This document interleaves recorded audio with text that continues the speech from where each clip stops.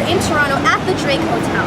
Now, as Torontonians, we pride ourselves on our multiculturalism, our ethnicities, our nationalities.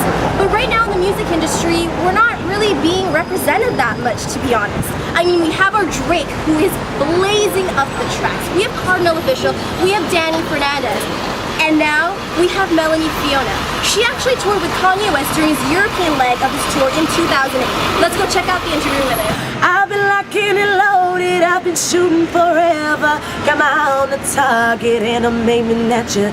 See me moving in silence, pure destruction and violence. Got my eye on the target and I'm aiming at you. Bang, bang, I'm aiming at you. Let's start right from the top. How were you discovered? Here in Toronto, I was doing music locally, working with producers and writers here. And then, you know, the situation kind of fell apart through a mutual friend. I was introduced to my executive producer from my production company, Title IX Productions, out of Los Angeles. And my executive producer, Carmen Allen, she was up here working with artists, developing artists, you know, for major distribution, and we met. And I kind of both had the same vision for what I wanted to do, and she wanted to help me get a deal.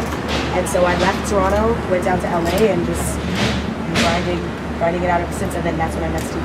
So your parents were immigrants. You're typically first generation. First generation Canadian. So how does that affect your music, and how do you feel that's going to change the music scene right now? Because a lot of people, a lot of Torontonians, especially, we're first generation Canadians. Yeah. I think that it's really influential in my music, because having West Indian parents, growing up completely West Indian, like even though I didn't grow up in the islands, my parents raised us with the island mentality in a very traditional way. So I got that, and then growing up in North America, I got also the exposure to different cultures and different types of people. So I feel like that really, you see that on the music. You hear my culture, you hear the Canadian culture, the mixing of different genres and cultures on the album.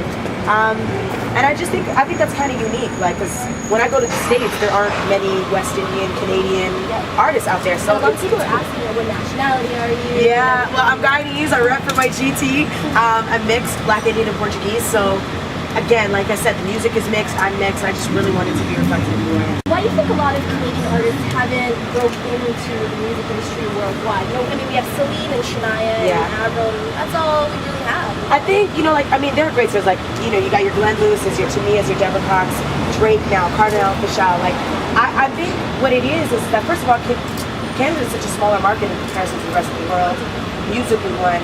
Two, I just feel like it's really only a small handful of people in a smaller market that are willing to take the risk to really, like, jump across the border, sacrifice, pack your bags, you know, pretty much make yourself uncomfortable, because that's what it takes. Just go with a dream and hope that it works, and like work to, you know, and not many people are built for it. It's a lot of hard work. How do you want to inspire this generation in music? Musically, I definitely want to inspire people to, especially new artists, to feel like you can step aside, step outside of the box, do something different, do something quality. You don't have to do something that everybody else is doing and stay on the trend. I just hope people, like, recognize and respect me for being an artist that did something different, made classic music, was, you know, talented vocally and writing and doing things like that. I just hope to influence a new breed of artists that are not afraid to make classic, timeless music, because I think that that's going to encourage people to focus on building a career rather than just building a song or music for today and not for the rest of your life. Okay, so you mentioned Drake before. What is your relation to Drake? Because we know right now Drake is one of my very good friends. I mean, Drake and I used to, like, perform together. Me, him, another artist, and Dalton, D10, a producer that works with him as MD. We used to go down to this lounge every week and gig, call ourselves the Renaissance, and we used to perform like a few times a week just to make a little pocket change. And it was pretty cool, because we developed such a great relationship, and it's so great to now see him do his thing, I'm doing my thing, and, you know, years after all these years, we're just still kind of meeting at the top. So it's really good. He's busy. I get to see him when I'm in the States now, and we know a lot of the same people. So it's good.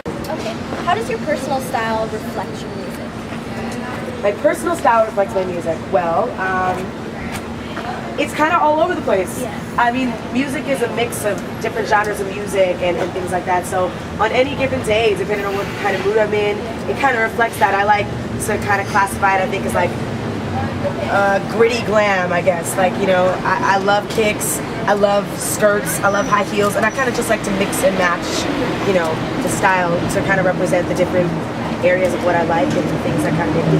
What is the meaning of the title of the album, The Bridge? The bridge. The bridge is outside of when you don't hear the music. I just wanted people to automatically understand the bridge is a symbol of what I wanted the album to represent. I wanted it to be something that people would appreciate, whether you're old, whether you're young, whether you're black, whether you're white, whether you listen to rock or hip hop.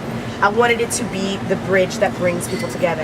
And so, you know, being from Toronto, going to the States, I feel like this album is my bridge to share my music with the rest of the world. So for me, that's what the bridge is, and I hope people appreciate that message and understand what I was really trying to do. Which part of Toronto did you actually live in? I kind of grew up half and half. Half I grew up in North York, Jane and Finch, and then half for the most of my development years in like high school and stuff in Vaughan. So I kind of had the best of both worlds.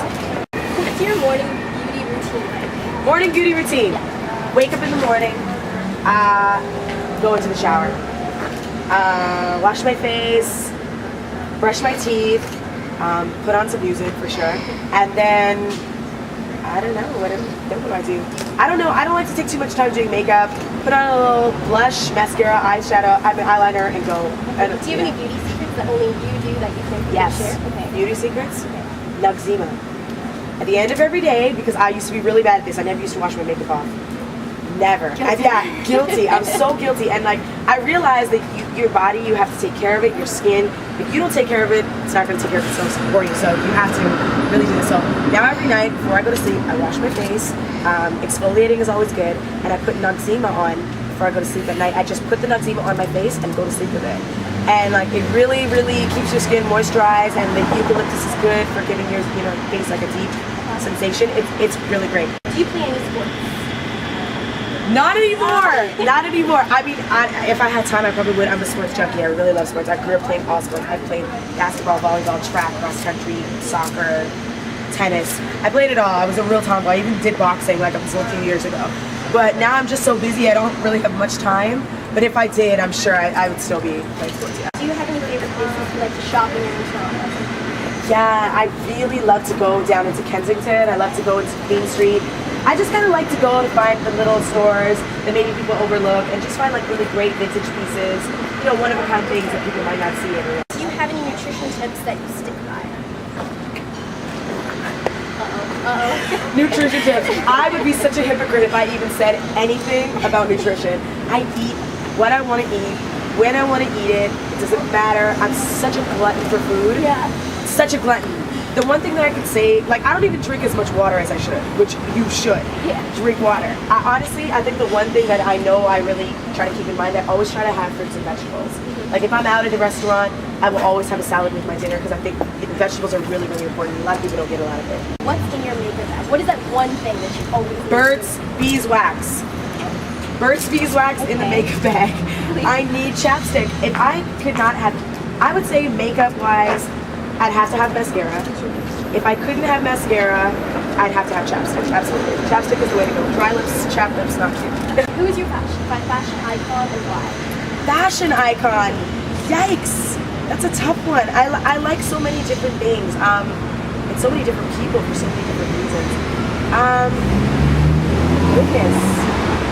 Fashion icon. That's a tough one.